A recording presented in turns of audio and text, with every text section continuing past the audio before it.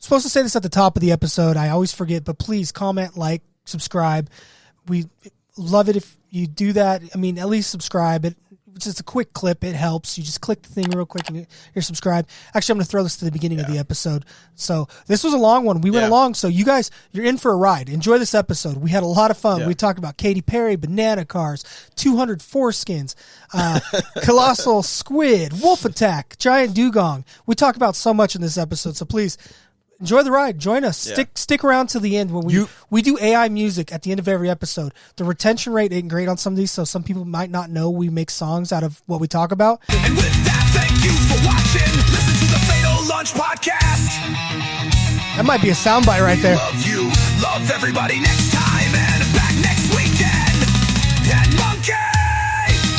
Oh, that was like the best monkey I've ever heard. That was so good. So at the end of this episode, just watch the whole thing.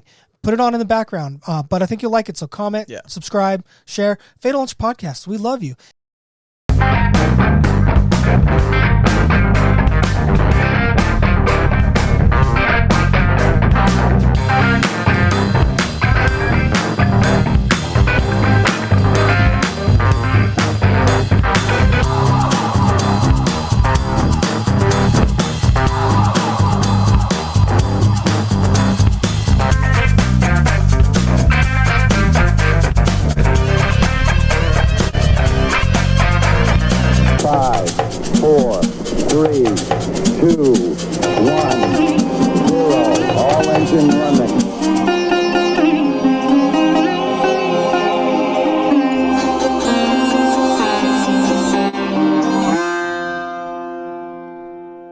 Welcome to the show. Ooh, intro us. Who are we, producer Palette? We are Bad Friends Podcast. We got Andrew Santino over there, Bobby Lee. I'm Bobby Mother. Hi, Bobby Mom. By the way, if I sound extra crunchy today, last week I was like, oh, something weird's going on. Maybe it's allergies. No, I was sick. I've been sick all week. I'm starting to get into the clear. But Welcome actually, to the show, everybody. We are a better podcast. We are the Fatal Lunch Podcast. Woo! We got your main host, PJG. We got Will. Not according to Chat GPT. Oh, yeah, according to Chat GPT, Will is the main host. And then you got the super producer, James Pallet. Man, I'm extra bloated and gross looking today. All right, Chat GPT, listen, we're both the main hosts. Exactly. There's no main. How dare you? But just know behind me is a VHS of Die Hard and a VHS of Hook. They're going to be behind us now. They're joining the board. And I think Dr. Malcolm joined the board and Bo Jackson joined the board. So they made it. This will be over here somewhere. There we go. We'll put Die Hard behind Will, and we'll put a Hook over here. Bo Jackson. So, yeah. Hey, so before the mics were hot, we were talking about what car would the Fatal Lunch have? And you know what? We might have to look up some pictures here. yeah, let's see. I was thinking like a PT Cruiser or like a Pinto. Oh, whoops. Right. Wait, we don't If you were on the 91 stuck in traffic and you looked over and you saw the Fatal Lunch Mobile, what would it be? I'm thinking like or like an Astro van, like wrapped in like bad. Oh no, not the Astro van. Yeah, like a 92 Astro van. It's got like silver duct tape on it. Oh, actually, I like that. It's got to be nice, or I mean, it's got to be like. That one. Pull it up so we can one? see it here at home. It's got to It's got to be the mean between like being an absolute bucket and being kind of nice. Yeah. You know? What is going on here? You did. It's got stickers on it. What did you do to the browsers? Throw it. Put us in front of it. What about if it's got like custom art on the hood? It's got like Monk dressed up in like an Aztec gear, and he's like offering like a buxom maiden to Quetzalcoatl or something. You know, it's not a bad idea. I don't know. Just spitballing here. It doesn't mean. Sorry, guys. You're good. Here since somebody. No, I'm just kidding. Could be Monk just snowboarding. You know, it doesn't have to be. You know what? Involve human sacrifice. I think that is an option. Need to have this guy. I was thinking a muscle car, but I don't know if a muscle car. We need a nice Suzuki. Yeah, but have you seen the new Samurais? They're so nice. Look at that one right there. To the right. Huh? To your right. To my right. One more. That one. Click it. They're made in Mexico now. They discontinued them in the United That's States. still ugly as shit. It's so cool though. I seen one in person, like a 2022 Suzuki No, we Samurai. need this Suzuki Samurai. Yeah. I mean, you're pretty close.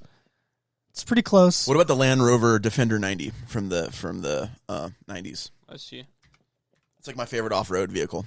Yeah, but we have to have something like weird and chuggy, like I agree. like a Geo Metro. No, not the 110. What about Mercury Cougar?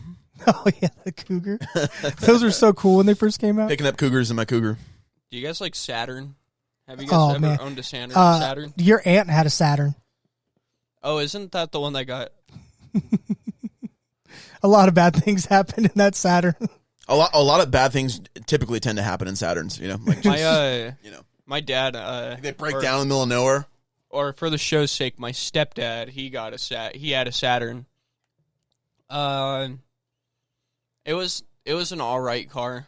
I have really nothing else to say about it. They're just so basic. I've never. Well, they're an affordable sedan, right? That's the whole. How That's about the whole this? premise of the Saturn. Look up this car. Look up like a 1970 Pantera. 5 minutes alone, bro. Woo! What about a Holy Pantera? shit, that is cool. It's like the I almost said a 90s word. It's like the lamest of muscle cars. It looks kind of like a Bond car from the 70s. You know that like. Where is it? Where's this damn car? That Who's the Bond after Sean Connery? Yeah, let's get this guy. He's not as good as Sean Connery. But we have to all be able to fit into it. he was Here actually it is. British. What's his name? Yes, it could be like a clown car. Roger Moore. There you go. Roger Moore. There you go. The only problem is we have to be able to fit into. All of us have to be able to fit I hate into this show. I really hate this show. Just for the record, everybody, this show is the most ass show ever. What's the show? It's called The Middle. Never seen it. Literally a rip-off of Malcolm in the Middle, but Gotcha. very annoying characters. Go back to that Pantera. Just go push back on the search. I know how the computer works. I don't, so I'm glad someone does. Imagine that. This one's badass. That's cool. It's like the worst of muscle cars, but they're so rare. They're kind of cool. That looks like the Toreador from What is this? GTA. It's called the Pantera. The Pantera. Okay, so or we could just go the DeLorean and just be there was a completely dude uninspired. No. that he had a Pantera shirt, like the car. Yeah. And I went up to him. I'm like, "Yeah, man, Pantera, woo!" Great Southern Trendkill, woo! And he just kind of looked at me like I was. We'll have to cut that word out, but How about this? Read back. he looked at Just me don't like be I was derogatory. retired. You know. Just don't be derogatory about it. No, we're within the first 10. Yeah, I'm. We're trying being- to grow. A free candy van. Self-deprecating humor aimed at us, I think, is a good thing. That's what the shows. We make fun of everything and everyone, including ourselves. So that's why we can say the retired word. Yeah. What else? What would Monkey hand out if he had a van? What sorts of Half-eaten bananas. and Oh. gooey sweet treats? Gooey Right? sweet treats for sure. There's got to be like a blonde girl there in a bikini, just kind of like Yeah, get we people. should get one Oh, of dude, these. the banana car, nice. We should get one of Monk these. would drive that. He would Evil Knievel the. Let's look at it. I said the S word. I'm sorry. Dang it. Look at that. We have a swear jar up here that we got to put like a That's a beauty, man. a Sacagawea coin in if I say a bad word. What golden kind of sack of AI joy. slop is this? I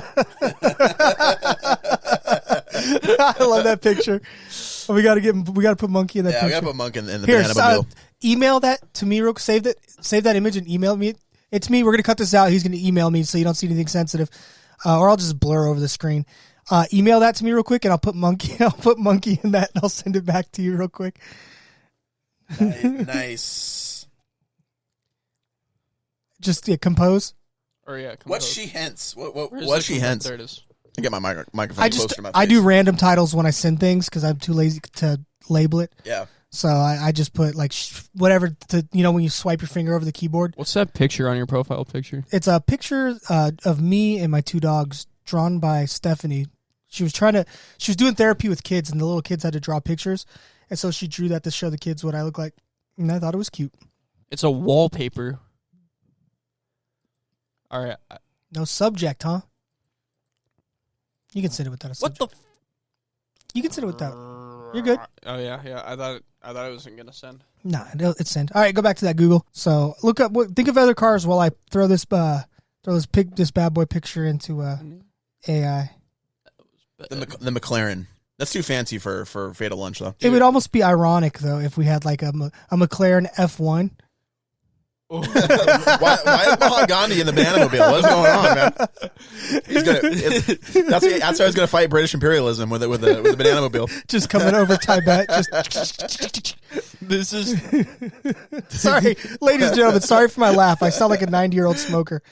I'm like, they're gonna hate that out there. Yeah. All right, hold up. Ooh, a tuk-tuk. Hold on one sec. Nobody say anything. Hold on. Can you put a red monkey inside of this banana vehicle drinking a gooey sweet treat? Okay, we're good. That would be kind of funny. A Fatal Lunch tuk-tuk. Yeah.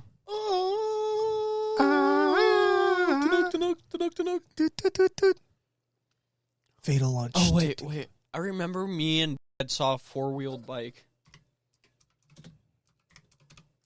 What's that stupid car? It's got like 3 wheels on it, and you see kind of like I think it's called like a Scorpion. not to take a shot at the boomers, but you see older kind of rich boomers driving it. I think it was a Scorpion. A slingshot. Look up slingshot car. Yeah. Hold on, I'm looking at four-wheeled bikes right now. All right. Dude, you got to be something else to... There, top one. Talking about these days? Yeah. That thing is... I don't know what you're talking about. They're so stupid. I hate them so much. I love them. They're badass, man. Look at how cool that is. I hate them so much. I love it. I bet my... Listen, I'm not married to an opinion. I'm punching in on my face right now. That's an ongoing joke. I'm not actually going to do it.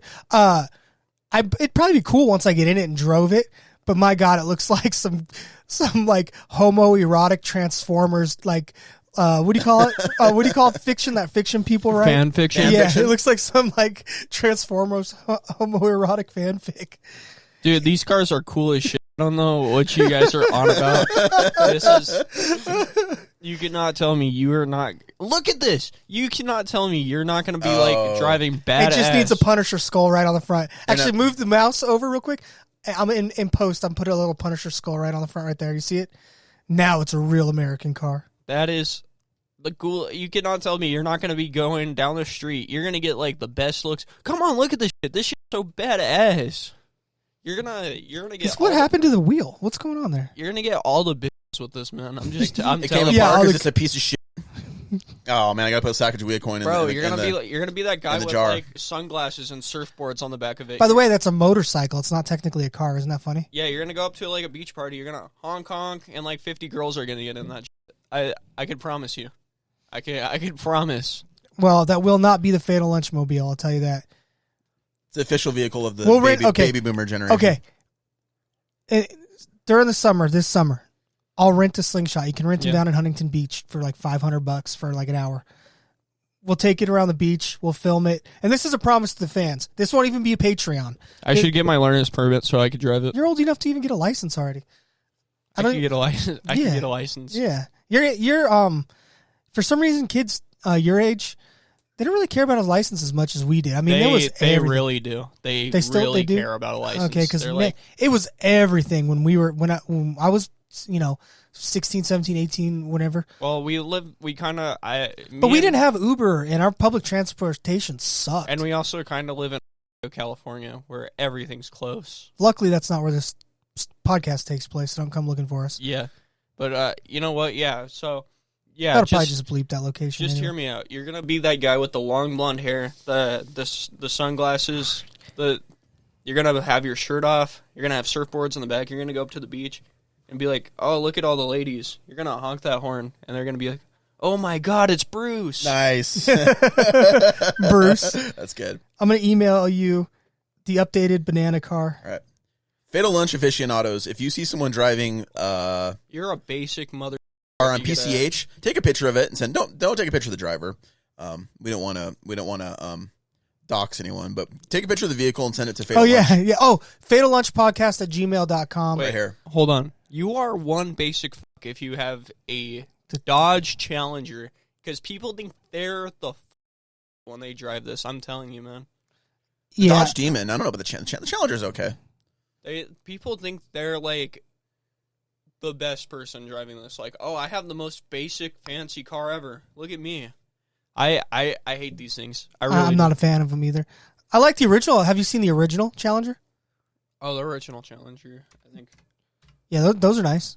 Or the original Charger too. The one that had an oopsie in the 80s in the sky and exploded.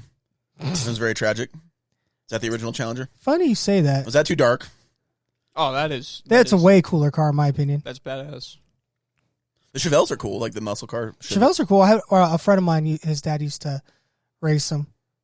That is. There it is. Look at that gooey sweet treat. Nice. He needs a fatal lunch fez, though. You know, that's going to be the bumper for the next episode, by the way. But all I'm saying is, look, people are hating on AI. I couldn't draw that. It was an idea in our head. We found a banana car, and in 10 minutes, here's our boy driving down PCH. It looks like he's near. Actually, it looks like he's in Glendale. You ever gone up by Glendale? Some 80-year-old would think this is real. Put it on Facebook and be like, type praise Jesus for. It's like I know some like old ass conspiracy theorist is gonna be like, look at monkeys could finally drive. Look at this. We should do an episode on bad Facebook AI. I went on Facebook for the first time a couple days ago because I'm starting one for the pod. It's bad. It is full ooga booga. It has devolved into actual cavemen. What's that sound? Oh, it's just kids playing outside. It needs suicide doors, though. You just climb in and out of the top. Oh, okay. But I can prompt chat to do that. But you gotta slide across the hood like Starsky and Hutch, though. Yeah. What's our time right now? We are at 17 minutes. So Blue Origin, let's talk. Do you guys see that Katy Perry and Gayle and all them went up to space? She went to space for 45 seconds. By the way, I'm going to say this off rip. I'm impressed. Oh, they're not astronauts? More of an astronaut than 99.9% of you dorks out there who've never been to space. Well, they barely went to space. Who cares? If the tip of my penis barely enters a vagina, guess what? I had sex. Can't take that away from me. So, ladies, you're astronauts in my heart because I'm not climbing on a freaking rocket.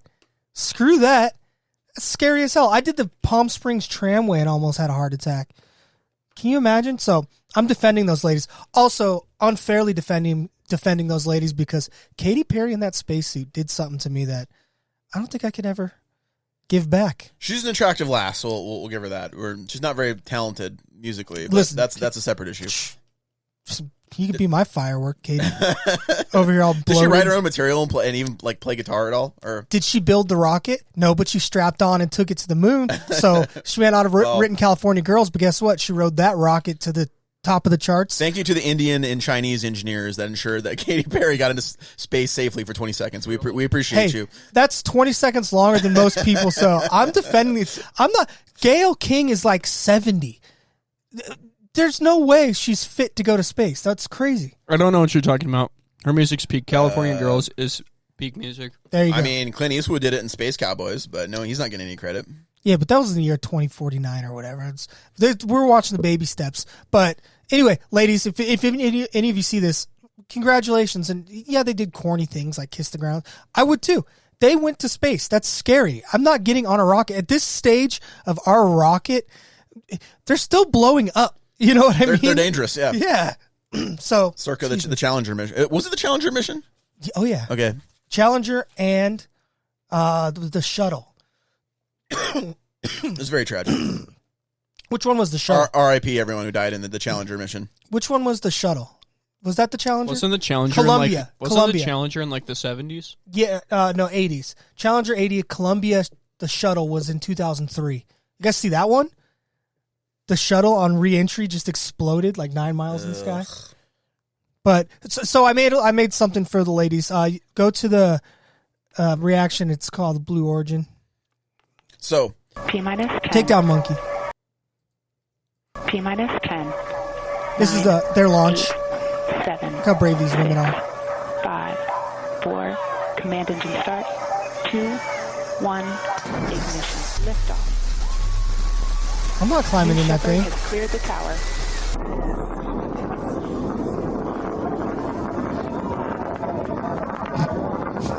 Begin throttle down for Q limiting. These women are brave. Engine response looks good. Wow. Oh no, what happened? Oh no, what happened?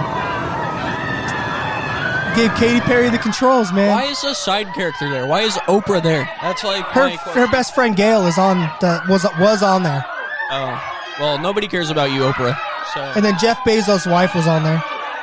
nobody. I don't think I haven't heard about Oprah in like a couple of years. Anyway, that was a joke. I made that cut. That was the Challenger disaster cut with the actual launch. But check it out. So go to Jeffy's like, damn it, I need to get a new Stepford wife hot girlfriend. It's gonna take me 90 seconds. So go to there's an image in there. Stay here. There's an image in there called like Blue Origin something. Do you think? Yeah, so that's the original Blue Origin. That's the one that launched. It reminded me of something. Click the second one. Oh, I know what it is. Listen, it's aerodynamic. I threw it in Photoshop, and it's perfect for those women. By the way, no, I don't want those women to explode in the rocket. That was just a I don't want joke. anyone to explode in a rocket. And no, I didn't put a vibrator up there because it was women in the shuttle. I just thought it actually looked like that, so I made that image in Photoshop. Well, I'm about to... Wait, hold on. It's aerodynamic, okay? It is. So. It'll vibrate right through the yeah, exactly. Yeah. Yeah. Hey, I give him credit, and I'm not climbing on a rocket. Oh, yeah, of course. I give him credit. Listen, Katy Perry, if you want to come talk about it, and wait, she's married to Orlando Bloom, right? Ah, he could beat me up.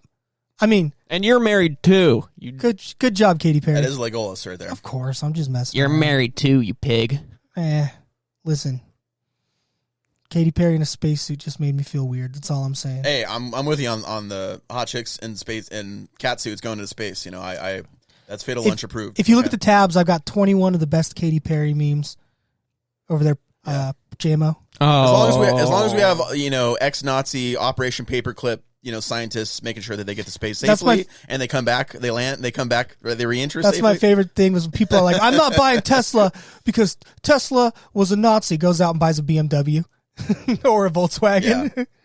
Yeah. We could just zoom through these, but these are Katy Perry went to space for 11 minutes. These are the 21 funniest memes. I didn't vet these.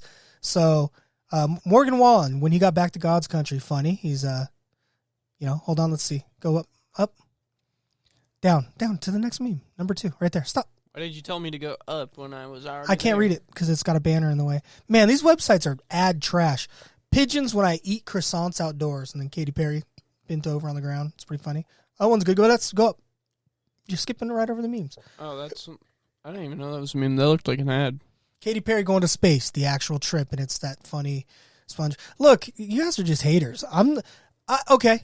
If this podcast gets big enough, I will pay for one of the people who listen to it to go on whatever following Blue Origin rocket. I think it's like $250,000. I'll pay for it. You tell me it isn't one of the most terrifying things ever. Let's go.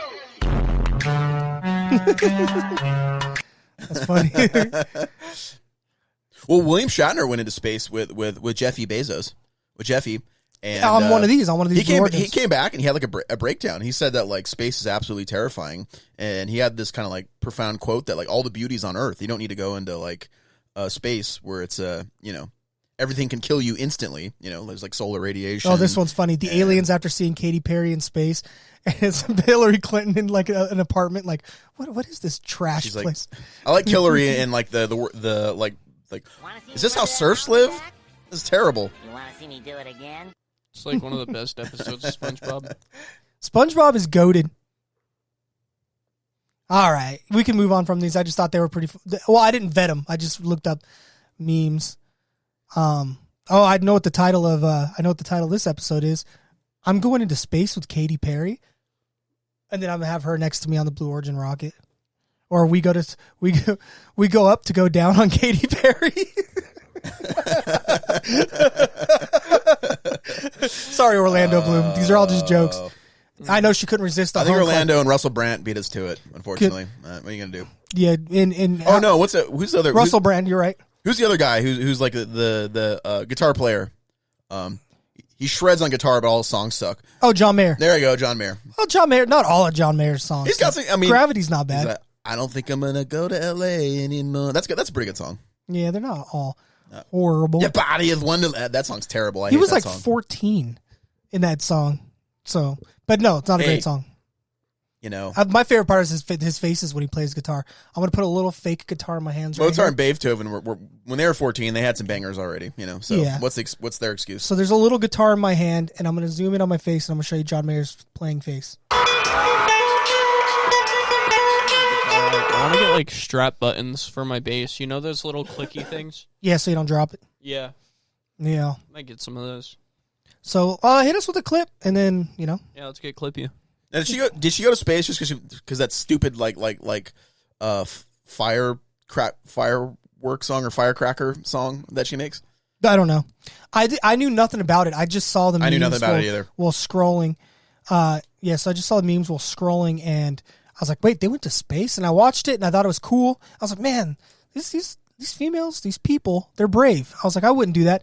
And then the backlash. I'm like, why are people hating so bad? And then some of it was like they put out more carbon in that like 11 minutes than, you know, all of Taylor Swift's flights or something crazy. And I was like, okay, let's see what we got here. Oh, poor dog. Oh, yeah. So this is for me. Poor He's just chilling. Oh, poor Dogo. It's a pinata. Oh, the sound. Oh. Yeah, I uploaded this. He's all right. Why didn't nobody thinks to cut it? They just didn't realize it was hanging there. Run another clip. See what else we got. She didn't get crushed. I'm sure someone came in and rescued Dogo, so he's fine. Oh, no. There you go. Thank you. I'm going to have to mute that first couple seconds. It's that Nickelback song, Hero or whatever. That dude's killing Time Crisis 3. Hey, that game's pretty fun, actually. Yeah, it is for sure a fun game.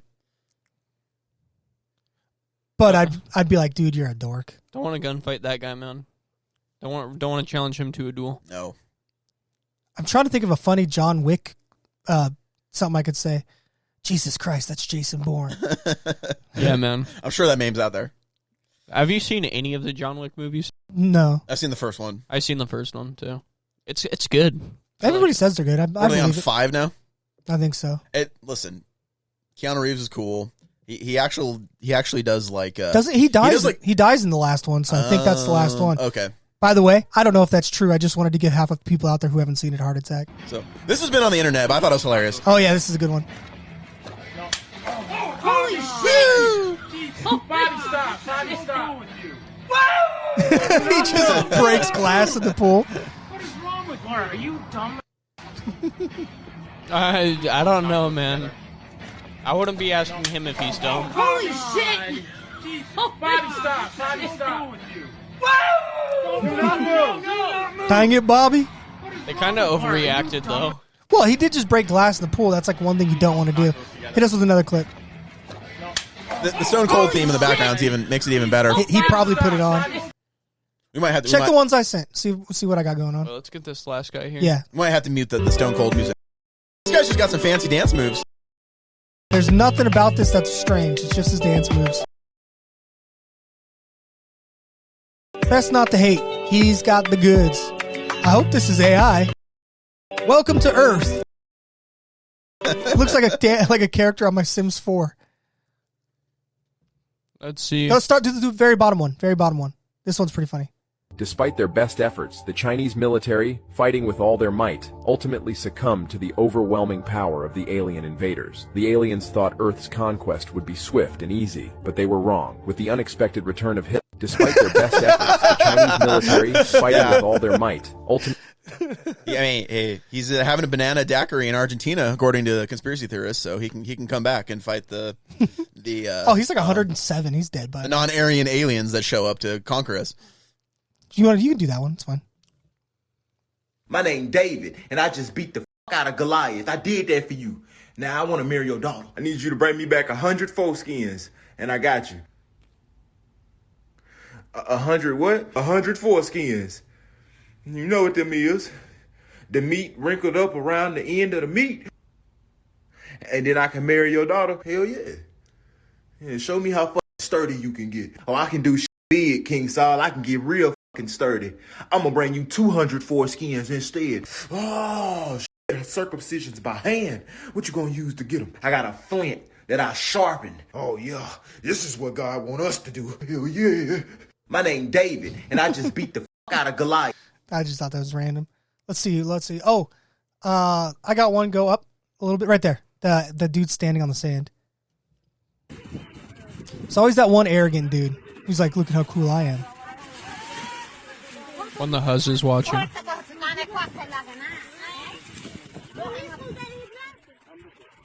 It's probably going to be blurred, by the way. Probably don't want to stand next to a sandy. Yep. And then look, the water. He's gone. He just became cement. He's fine. I mean, for the YouTube algorithm, Yeah. he's fine. Ding. Yeah, man, he just wanted to impress the huzz, man. They threw him a rope ladder and he was fine. Dude, I sound like a Gen Alpha. Go up. Let's see what else I sent. Let's see if I got anything funny. That one's kind of cool. This one? Oh, do the one right above it. 3, 2, 1. The point. He has a parachute, right? Yes. Why does that 3, look fun? 2, 1. I don't know. The point. Doesn't look fun to me. It kind of looks fun to me. I guess that's a really low pool in base jumping. You can close it. 3. Apparently, 2, yeah, you're supposed to pull way Actually, quicker than I that. want to show a producer clip here. Yeah, go for it. Where is it? If you can glide long enough, right? You'll be, even if it's a low pool, you can like kind of throw off your speed, right? I know nothing about base jumping. Oh, guys, spurlunking, sorry. follow me. You're always too free. dangerous for me. Let's see, where is it? Where's that damn thing I sent you? I'm worried about falling in parking lots. I don't need to go, and like, oh, this is the Fatal Lunch account. Tearing my ACL or rolling my ankle. I'll send it to you. I'll send it to the Fatal Lunch right now. You sent it to me? I don't need a base jump. Yeah, it's the one with the wolves. This one's crazy. That's not good.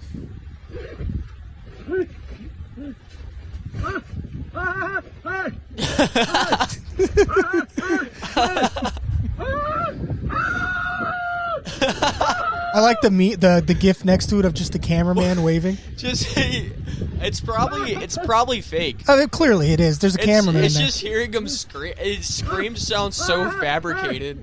His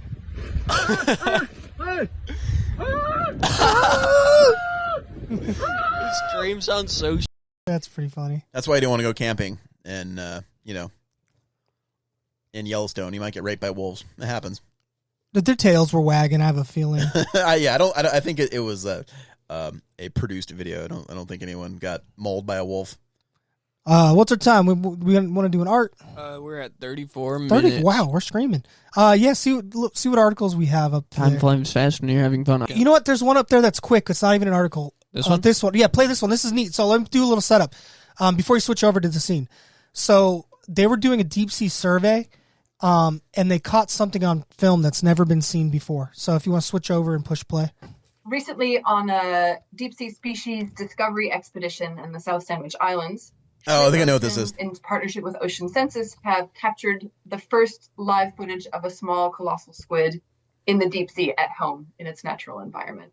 And although this is not the main goal of their mission, it is the first confirmed live. I didn't set that resolution, by the way. That's the resolution of the video. We're looking in a relatively understudied region, the deep sea around the South Sandwich Islands, and as part of observing the water column, they happened to catch footage of this animal. They were not specifically targeting the colossal squid. They were looking to see what deep sea animals were around. And as their ROV Sebastian descended through the water column, they glimpsed you can pause this small glass. Why that's crazy? Scrub back a little bit too, to where they have a picture of just the ROV, the vehicle outside of the water. What's crazy is in our lifetime, Will, we went from giant squid and colossal squid just being a myth to actually seeing it on camera. Isn't that crazy? In our lifetime, it was always just a myth. Death. There'd be just a tentacle somewhere. But is that a squid or an octopus trapped inside of the ROV up there? Oh, yeah. It looks like it. Have you guys ever heard of the USS Stein or something? It's a face hugger. No, I haven't heard of the USS Stein. Wait, we got to look this up. Yeah, go for it. But isn't that? I just thought that was kind of neat because in our lifetime, we went from maybe there's one or two of them out there to they're definitely there. Yeah, this one. This was this boat was apparently attacked by a giant squid. In what year? 1879? No, it's like 1978. Wow. Look at this. That's apparently how big the squid was that attacked it. Yikes, Mikes. So this might be confirmed then. Well, we know that they're out there. It's definitely confirmed now, but seeing them alive, they've seen one or two giant squids alive. Colossal squid and giant squid are two different things. I don't know if you guys know that. Do you know the difference between a giant and a colossal? Yeah, colossal's bigger. Fatter, but not longer. Watch, put the difference between giant and colossal. And also, colossal squids don't have suction cups. They have hooks, which makes them scarier.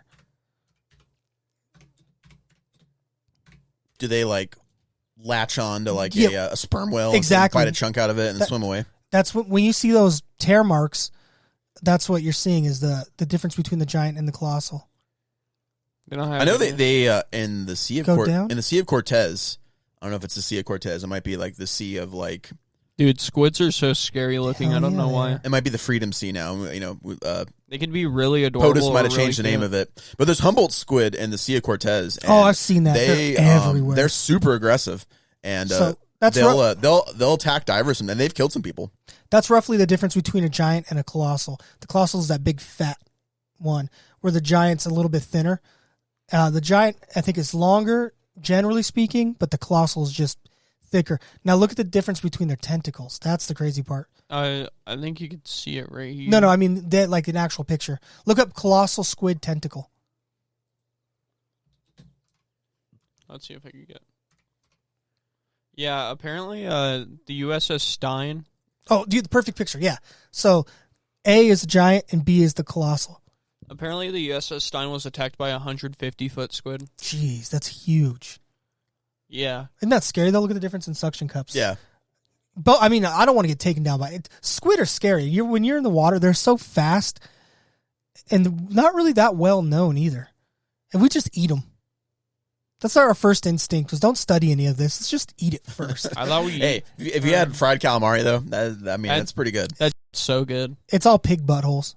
Have you heard that? Or that a large number of calamari is actually just fried pig butthole? Oh yeah, if you get like fake calamari, right? Or human DNA. It's human DNA. If you get calamari though, it's a little rubbery though. So I don't imagine like any like eating pork would be so rubbery. I don't care what it's made of. That shit's really good. I do like calamari. I'm no hate. I won't eat octopus anymore. I feel bad, but that's just because I watch. Well, squid are really. I mean, they're as smart as octopus. You think so? Octopi, whatever. I think they're more cunning, but I don't know if they're smart. I've never seen one solve like a puzzle. Yeah. Well, I mean, they're not like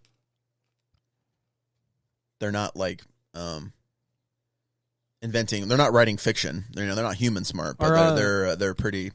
They're intelligent for like an invertebrate. Squids are also invertebrates. Wasn't that? Yeah. Didn't we read an article on the show a few episodes back though that was about like cuttlefish, like have a higher IQ than we thought they had, or they're like they're more intelligent than we thought they were? Exactly. What's that one prehistoric squid with like a cone shell? Nautilus? No, I have no idea. Isn't it weird that octopus? Nautilus are still alive. Yeah, it's ammonites you're thinking of. Yeah, isn't it crazy that octopus is in the same family as a snail? Yeah, this thing. What the hell is this? Yeah, they used to be everywhere. I had a fossil of one of those. I can't think of the name of it right now. Endocurias? Listen, don't tell me if I go to a swim to get away from the anthrax dart shooting snails that a squid's going to come after me and try and try to take me out, right? Listen to the last episode, folks. You'll get the reference. Yeah. It's still out there chasing you somewhere. We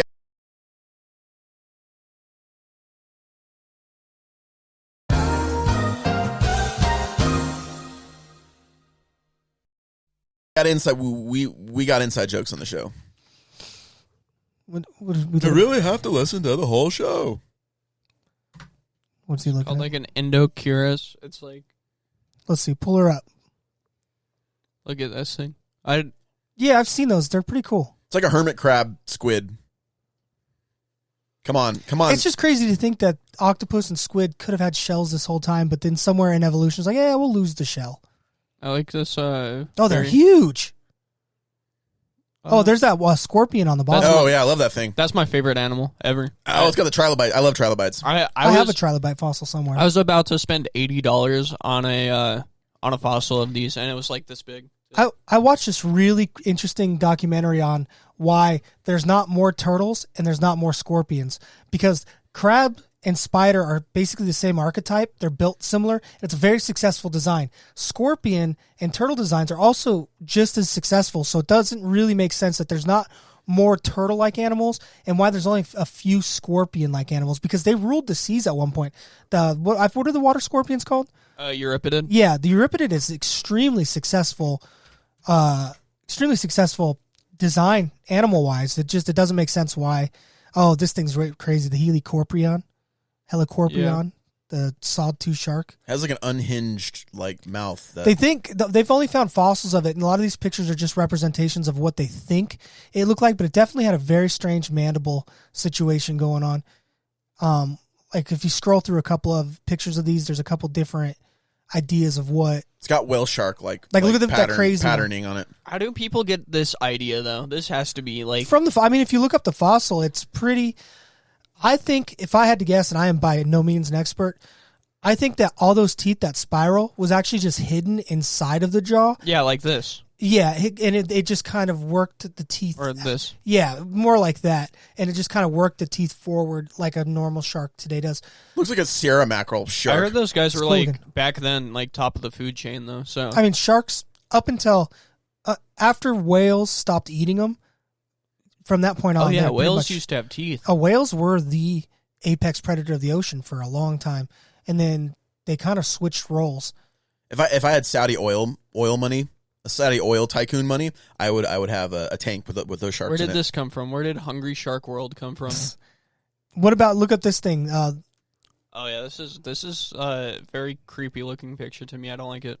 Just the prehistoric ocean in general. I mean, the ocean today is scary, but the prehistoric ocean, yikes, mikes. Holy shit, yeah. Look up the colossal dugong. Giant dugong, extinct giant dugong. Well, there's a larger like percentage of oxygen in like in our atmosphere, right? So things just got bigger, like you know. Centipedes were like extinct. Centipedes were like python size, right? Yeah, they got huge, bigger than python. Yeah, extinct giant dugong. Please tell me that there wasn't a carnivorous like man-eating manatee back then. What? Yeah, I guess they're mammals. They can't go back that far. No, these regular dugongs are about to go extinct. That's why I was showing these. But there's one.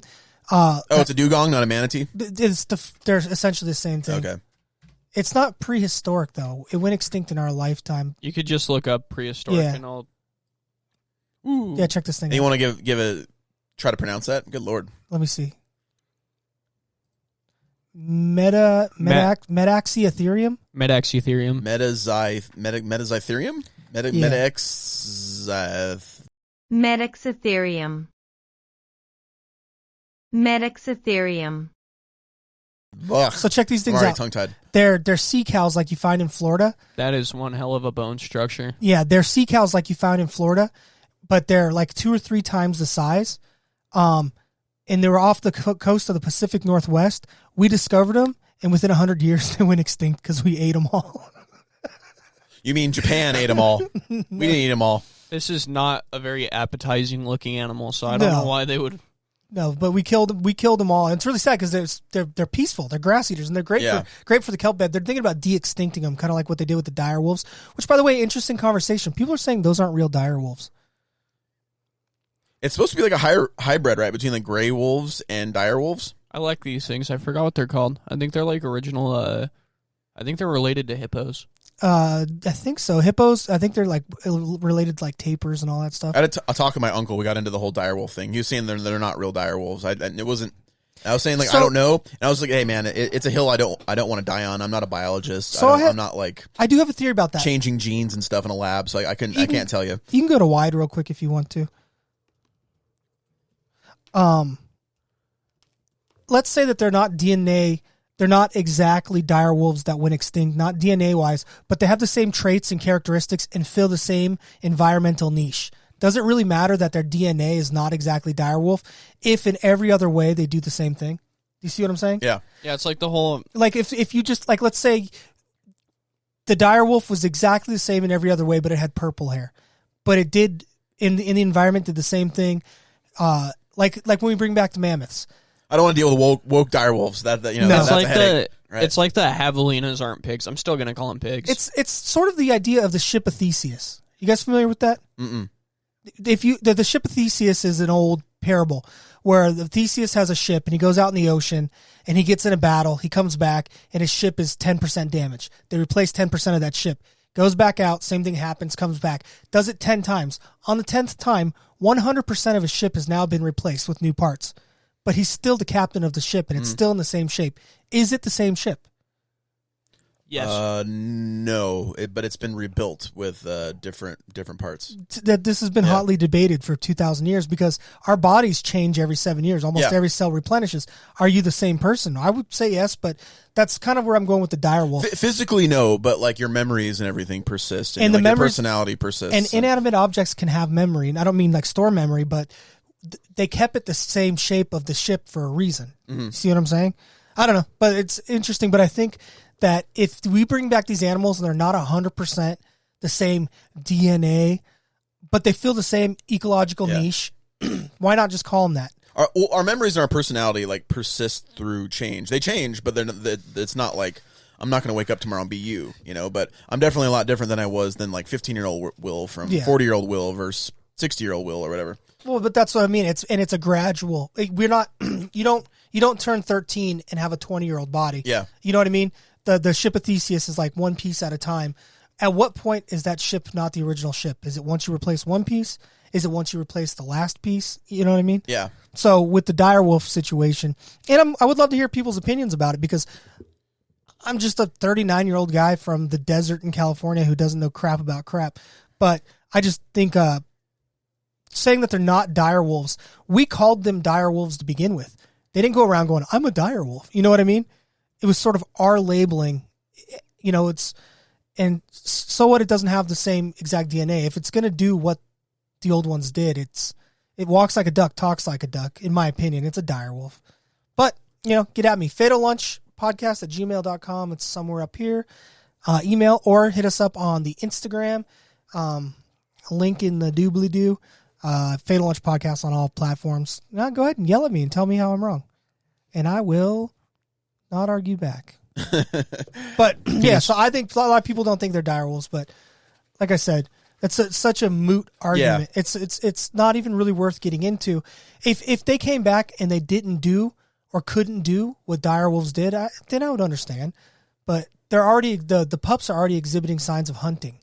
You know what I mean? So they clearly still have that like strong canid DNA in them. It's sort of like one of my favorite animals is that mongoose from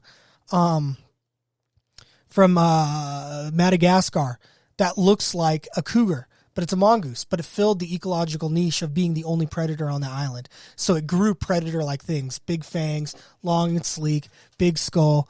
So we've showed them on this podcast before. I thought the giant man-eating lemurs were the only predator on that island, but then they went extinct. Because of this one predator. Yeah. Imagine being eaten by a lemur. I'm sure it could happen, especially in the prehistoric world, right? When they were like big fan of lemurs, by the way. They're cool. I like them. Big fan of lemurs. I saw a bunch of lemurs. I went to, for some reason, the LA County Zoo. They can get pretty loose with what animals they allow to exhibit. Like some years, there won't be much animals, and then some years it'll be like Texas Joe's animal stop, and there'll be like zebras, ostriches, tegus, like just stuff you never even like you couldn't own in California. Yeah. You know what I mean? You just got to go to the like exotic animal black market. Dude, I saw this one thing and I don't even know what it. We saw a sun bear. I'd never seen one of those in person before, and then we saw this other animal I'd never even heard of, but it's notorious for being stinky, and it's about the size of a small bear. What is it called? The binturong looks like a mix between a bear, a cat, and a monkey, but they're more than the sum of their weird-looking parts. And it was really sad. It was in a cage about as big as this box you guys are seeing. Mm-hmm. And it was just sitting there, and you could smell it, and it just looked at you all slow, and you're like, damn, why would you take pictures of this thing? Don't leave it where it was. And then I had a ostrich try to fight me. It was pretty funny. I wish I would have taken a video of that. Yeah. Well, they're just like territorial, right? It liked everybody else. It hated me. It started getting down and like doing this dance, and it was pretty funny. But there's videos of people being chased by like ostriches and emus, and they're aggressive. Hell yeah. We're at. Should we pop up one of your articles while we're at 51 minutes? Oh wow! I thought we were like 15 minutes in. Time flies. Yeah, we can do that. We can do an art. All right, let me do one of your arts spill. All right, you guys want to do the Mantis aliens, or do you want to do Teenage Sacrifice in Ancient Turkey? I'm gonna leave that up to old producer palette. Spill spaghetti. Let's which ones did you pick? It's there's a Mantis alien. Go to the email; it should be on there. They're the Fatal Arts email. Wait, which one do you want to? Which one do you want to? Yeah, the Mantis aliens or the Teenage Sacrifice in Ancient Turkey. We'll do one of those. You know what?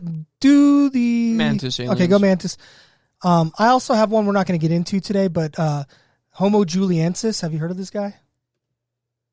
It's a new species of human they discovered, and they believe that this is the father species of the Denisovinians was actually this one, the Juliensis. They just recently classified it as a new. Do you believe? Are they related to or we could just came do from that. like the we could like, just do like that the article Hobbit instead. Man? What's the name of the Hobbit Man? Floriensis. Floriensis. Okay. We could just do that one instead if you want. It's a pretty interesting article. It's short. Do you guys believe in the missing link? There has to be some sort of link. I don't know if it's missing. Talking about like an evolute, like yes. There's something from Coda to where we are today.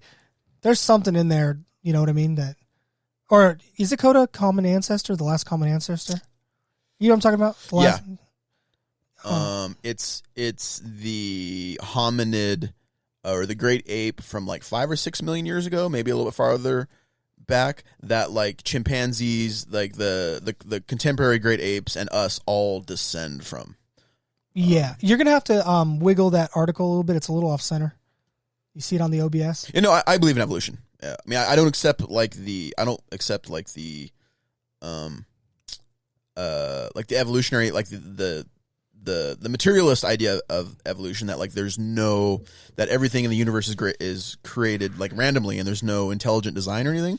So I reject that, but I reject that evolution. Like, you know, animals through time when they get like a selective pressure, and like they can change over time and change their features, and when they're isolated from like they'll evolve or change into something else if there's like a land barrier, or they're separated from like, you know, like if you get like lions and then like they're separated, a group of lions are separated, or predatory cats are separated from like their group. They can turn into tigers or some other like.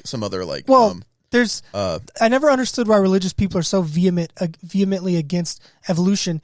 It's not. Why can't they link it together? It's not. Hold on. Okay. It's not in the Bible to be for or against it, and also couldn't be another one of God's creations. Evolution is such a beautiful system. Yeah, I agree.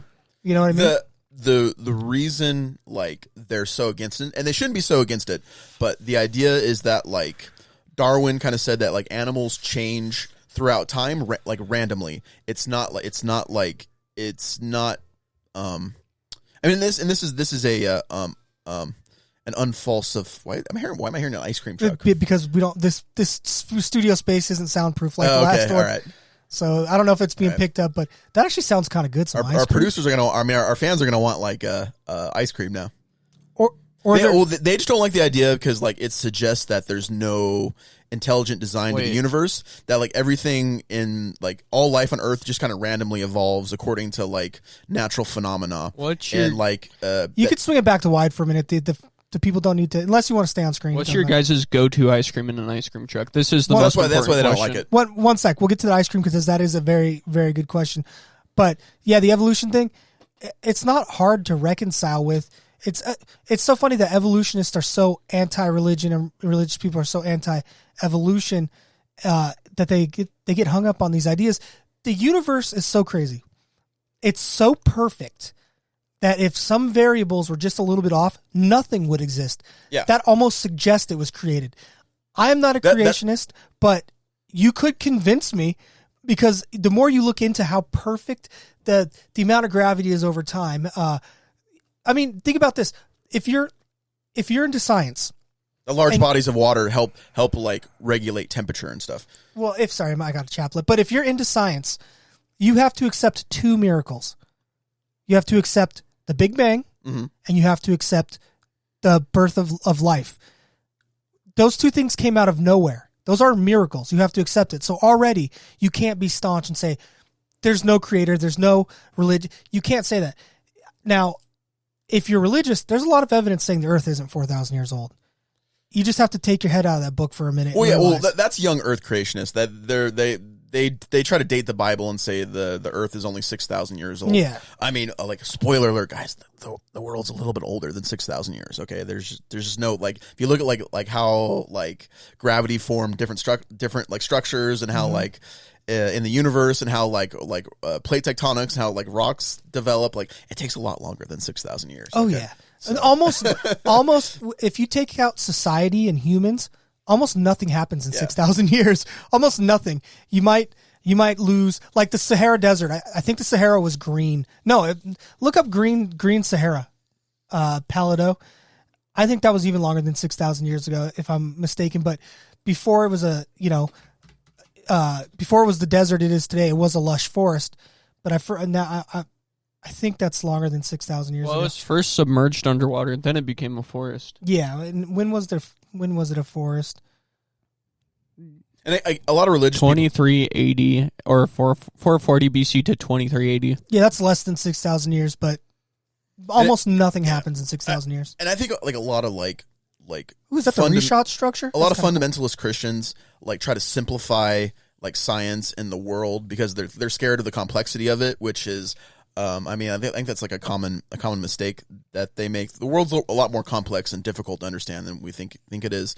And I think they like if the world is what 4 billion years old, just planet Earth. I think 3.8. Like I mean, if I had to put myself in their heads, they would say that like, well, that's an inefficient use of time. Like, why is God taking 4 billion years to create the Earth? It seems like nothing's happening for a long time, and then boom, all of a sudden there's life. So, I think they're scared of that. They want God to create things really fast, and then like life gets going, and like that's why they settle on the stupid 6,000-year-old young Earth creation thing, which is been refuted for a long time. I think maybe it's just because I'm older. I was like real atheist, and no, screw that. As I get older, I realize I'm not going to know they're fundamental truths. And I think you can go back to why. Even like people like Richard Dawkins, he said he's like an agnostic now. He said that like, well, it's not 50-50 that there's a God. It's more like there's a 5% chance there's a God and a 95% chance there isn't a God. He said something like that. What was I going to say? I know as I get older, I'm not going to know fundamental truths. And I don't think we can. I don't think, and this is going to be, a lot of people are going to disagree. If you give humans enough tools and enough time, people believe they can solve everything. Yeah. I don't think that's true. I don't think that's true. I think there are fundamental truths that we're not supposed to solve. And this makes me think more, maybe there's something behind the veil of reality that we don't have the capability to understand. Gravity, I don't think we're ever going to crack that nut completely. We'll probably get so advanced we'll be able to use it to teleport halfway across the universe. Don't get me wrong, but I don't think we'll ever fundamentally understand it. Yeah. Consciousness, I don't think we'll ever fundamentally understand consciousness. I mean, a group of scientists are saying that like they think the universe itself has some consciousness to it. Well, there's panpsychism. It's called panpsychism. What it is basically the fundamental force of everything.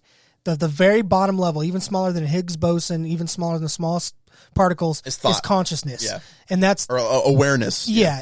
We just call it consciousness because we don't have a better word for it. But then everything, as it gets more and more complex, taps into a higher version of that consciousness. Meaning a rock is conscious, but its level of consciousness is almost nil. You almost couldn't measure it. You get up to a snail, it's going to be like, let's say, a 0.8, where a human would be like a 1.2. You get to like a fifth dimensional alien cybernetic, reptilian Hillary Clinton overlord being, should be like a 2 on consciousness. You know what I mean? Good Hillary. That's panpsychism, which was an idea floated in like the 60s and 70s, completely shunned by science. It's kind of making a little bit of a comeback, especially in concert with something called complexity theory, which is cool as a thought experiment, but also cool as in a way that you can use it to see if the universe is billions of years old.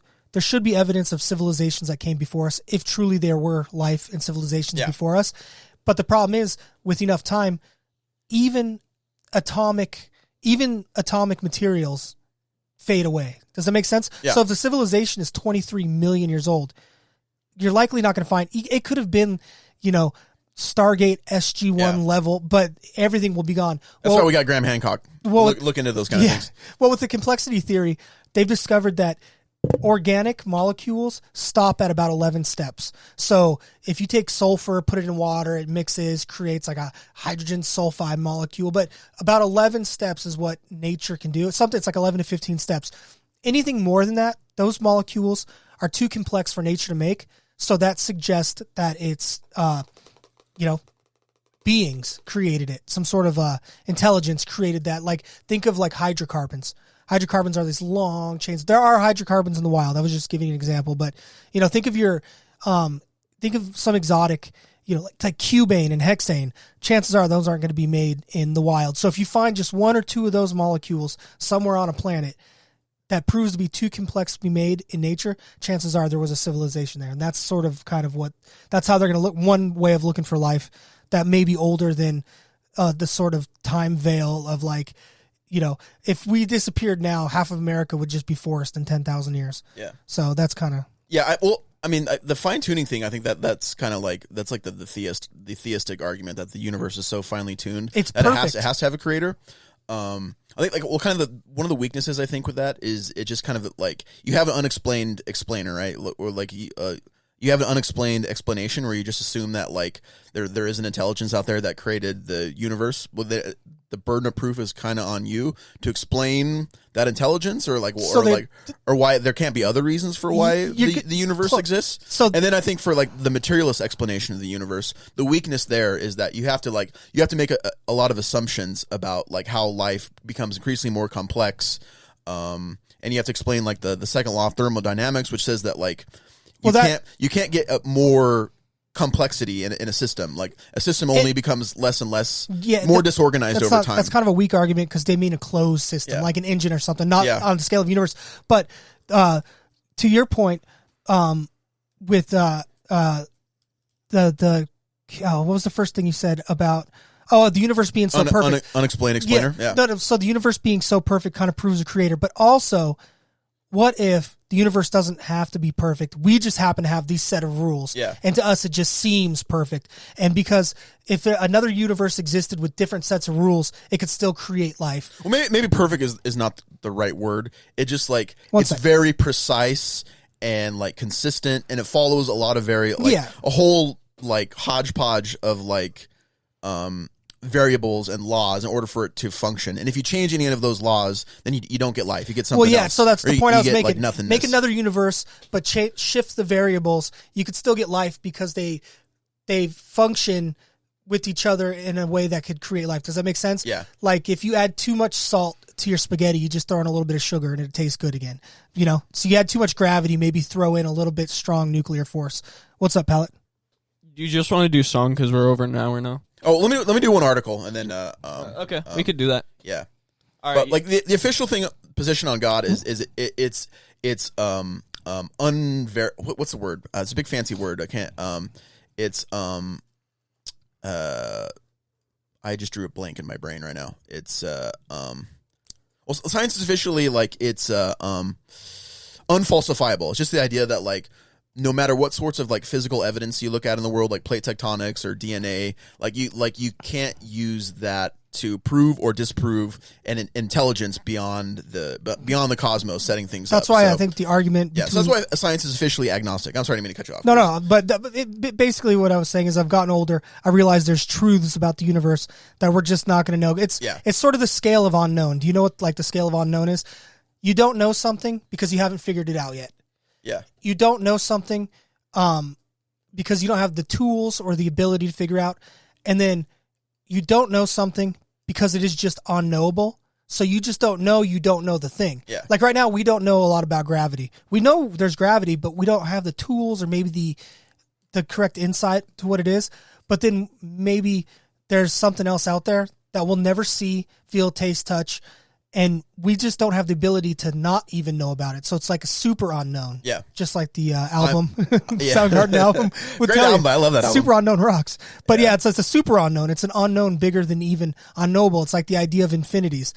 Infinity is the smallest of the infinite things. Yeah. There's infinite sets within infinity itself. Which is, I'm going to throw a shout out to my boy, Bertrand Russell. Now, he was an atheist philosopher, but when you try to like verify, or when you try to like, he had this idea that like when you try to like validate reason itself and logic itself in order to see like what it is that makes it like useful or worthwhile for explaining the world, you have to use reason at itself in order to like explore the world. You can't just like you can't like take apart reason. You have to use it itself to like examine the world. And so because of that, like it has a presupposition. Like, so you have to use it to examine the world before you can know if it's like verifiable. So there's something about that like is that validates it. Now, like I said, like Russell didn't believe in God. He was an atheist, but he said like there's something about reason that like it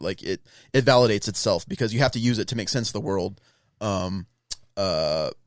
before you can like verify it. So I hope that's not, I didn't like jumble. I didn't like I get the concept. That wasn't like a word salad right there. Yeah. It's kind of hard to explain. It is. I get what you're saying.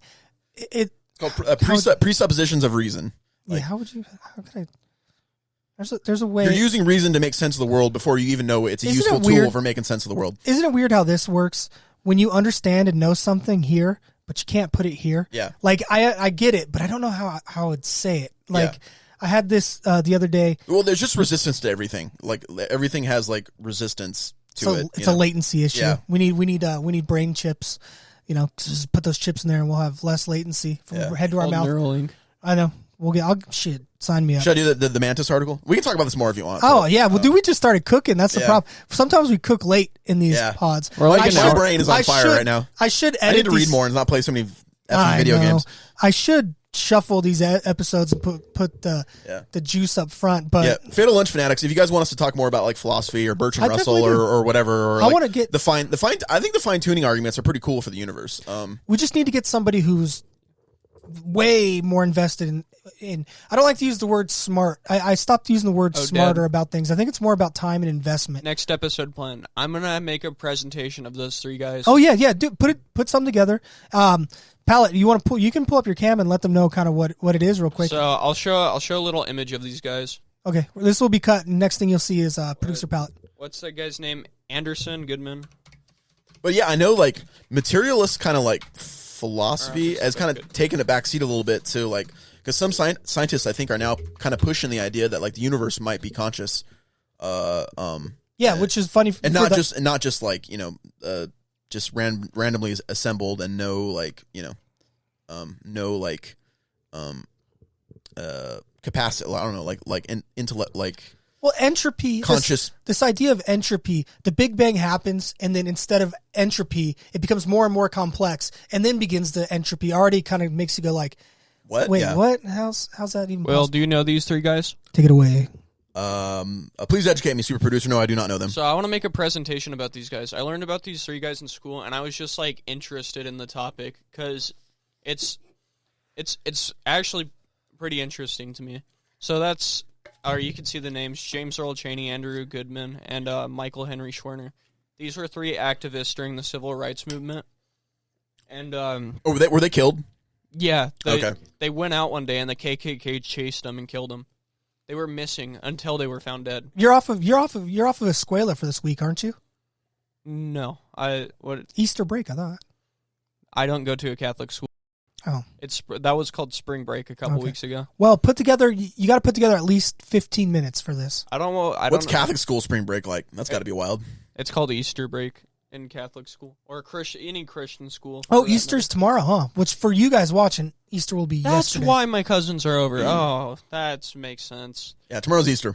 It's the Passover tomorrow too. They don't usually coincide on the same day. But Sweet. Yeah, this guy doesn't look real to me. I don't know why. He's only 20 years old. Isn't that crazy to think? He was 20 when he was murdered by the KKK. How sad.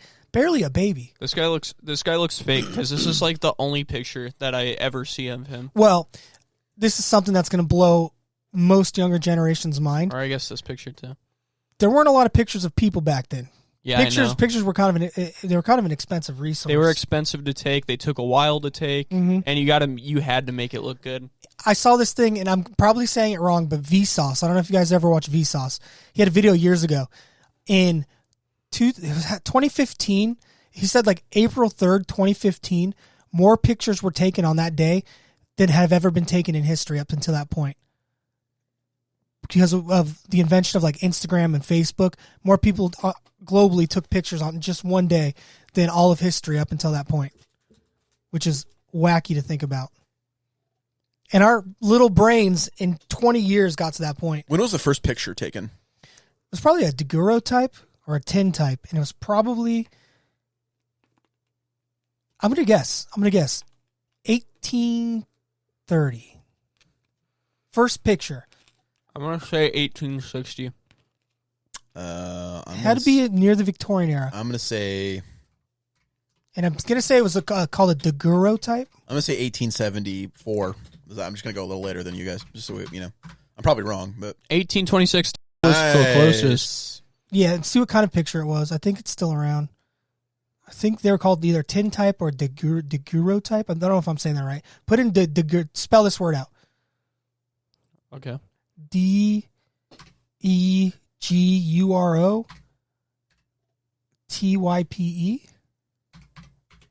I'm sure I spelled that wrong. Oh, there it is. Pull it up so people can see what they are. That is sad. That is... Or I've seen these before, yeah. You pull it up on the screen so people can... Oh, yeah, that's right. I'm not on browsers. Yeah. Here, go back and show what kind of pictures these took. A lot of people think that the tintype was first, but I think these were before tintypes. I don't know what you're talking about. This is quality if I've ever seen it. This is beautiful. I like, what was that guy? Doug, you know it. You're almost there. Not Douglas. That's in his name. Douglas. Our homeboy. We're a big fan of his on the show. Frederick. He wrote an autobiography. Douglass. There it is. Yes. Is that Frederick Douglass? I think that is. Shout out to her. If it's not, the segment just got cut. Yeah. We'll do a correction if it's not Frederick $121. No. There is no way I'm spending $121. I guarantee that picture of Frederick Douglass is not copyright.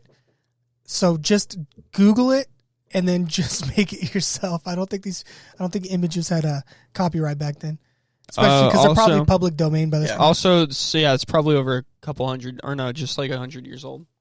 Definitely. I am not spending $128 on a picture of Frederick Douglass on my mom. On God, for real? On gang. Please tell me the first picture wasn't like... Yeah, see what the first... A female fitness model taking a picture of her ass. I think it was a selfie. I'm not even lying to you. I think the first one we have is a selfie.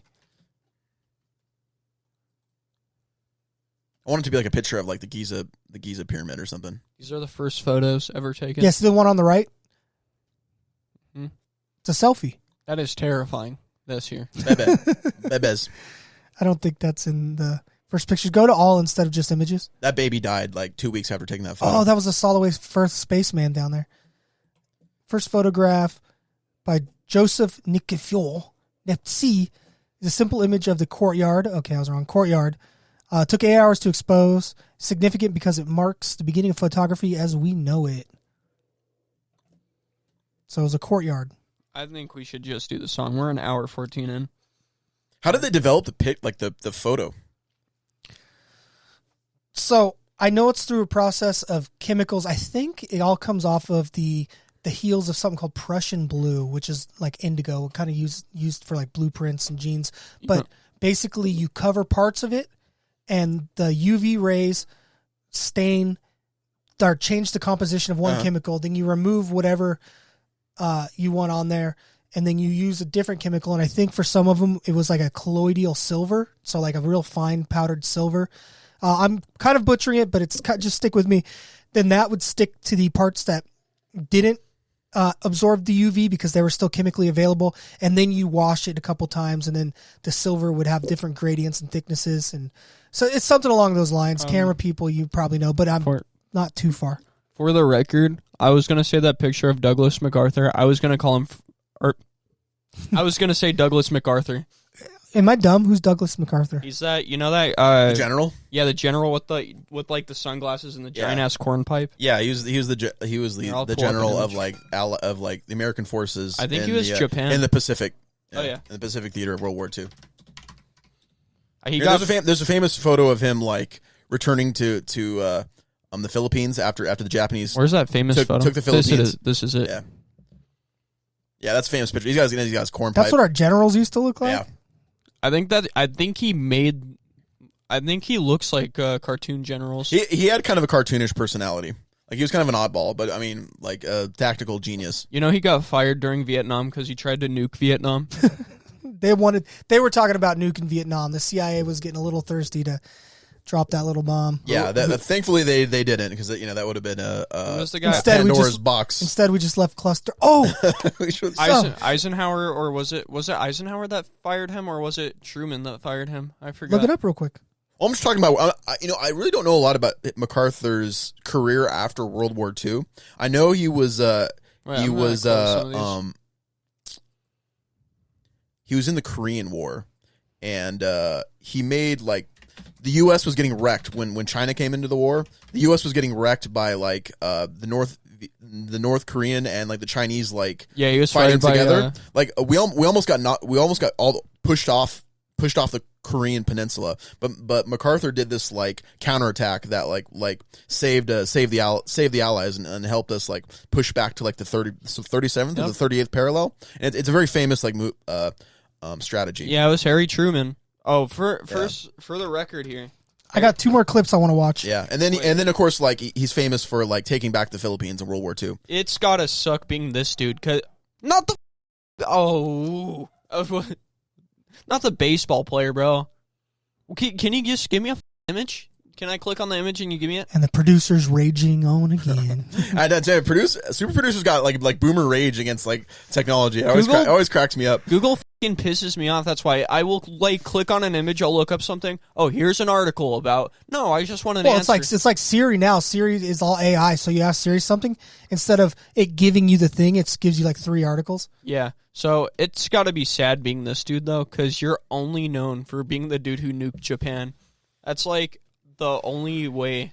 It's got to be sad. Here, man. I got 2 clips. I read somewhere there was a couple like military strategists or a couple people in like high up in our military during World War II said we didn't need to nuke Japan. We did not need to. Yeah, no. Oh, yeah. They were real close to surrendering. We didn't know that from the beginning at all.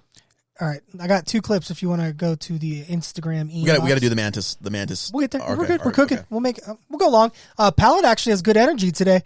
We just got to keep him engaged. Okay, go. I bought him an energy drink before we came to the show, so because I to kind of go all the way up to where it says yesterday. I got 2 clips, one funny and one not so funny. That's a good one. But hold on, stay right there. What? Yeah. What is this username? So yes, play this one first.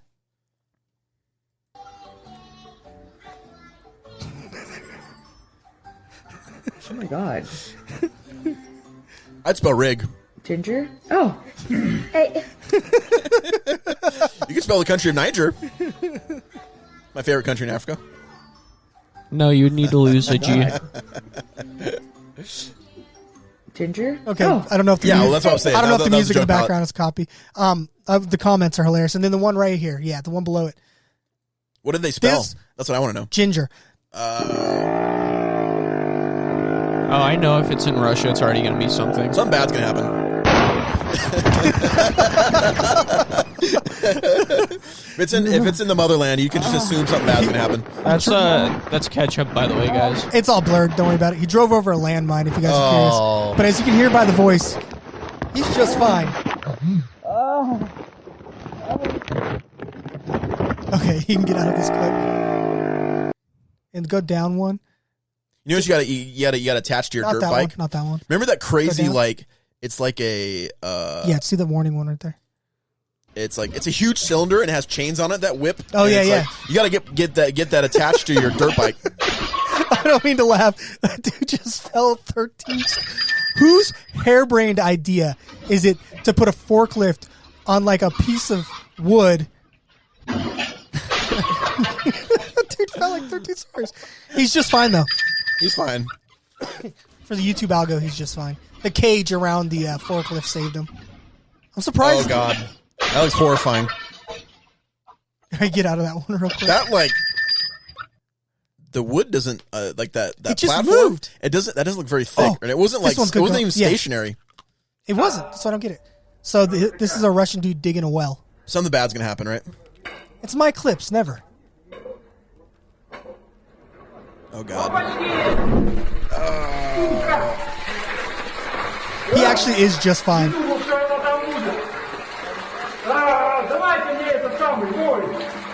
He's just scared. All right, you can get out of the clip. I'd be So freaking out too, man. what happened was he's digging the well, right? And you see those cement circles around him? Yeah. They stack him one by one as he gets deeper. Well, it slipped down, and so it just scared the crud out of him. I don't know what it needed. From that clip up, I don't know. Oh, that's a hailstorm right there. That's pretty. Oh, yeah. Don't push it yet. A little backstory. I lived in Nebraska for about 4 years. Now, California gets a little bit of rain, a little bit of snow. It gets hot. People from Arizona was like, California doesn't even know heat. And people in Pacific Northwest, a little rain. I get it. I lived in Nebraska. You want to talk about real weather? This you'll get a hailstorm like this once a year. I was stuck on a Ferris wheel when this happened, and a tornado came, and my dad was too stubborn to pull over. We finally get off the Ferris wheel. I'm excuse me. I've been pelted by golf ball size hail for 10 minutes. I got half a concussion. My sister's crying. I'm bleeding. Cars are dented. So my dad, instead of drive away from the tornado, wants to go home. So he's driving into the tornado. My mom's punching him, yelling, "You need to pull over. Get in a ditch." We get to the military base. The guy's like, "You can't come on here. There's an active tornado." So he goes, "The only thing I can think of is go to the gym down the street because some of the structures are underground." So we drive back into and near the tornado, get into the underground gym. We sit there for a few hours, wait for it to pass. I mean, when I say traumatizing, I mean literally. I have dreams about it some days. My mom's like, "Pull over, we're dying, we're gonna die." And my dad's like, "Shut the f up, we're gonna get there." The military guy's like, "Why are you driving in this?" And I seen the tornado. It was like an F3 or F4. It was a beast. Okay. But before the tornado, it looked like this. Look at this hail. You ready? No way. He still cared that much about the gym back then. Hell yeah. Sometimes you got to put your family at risk to get a good pump in. Look at the size of the hail.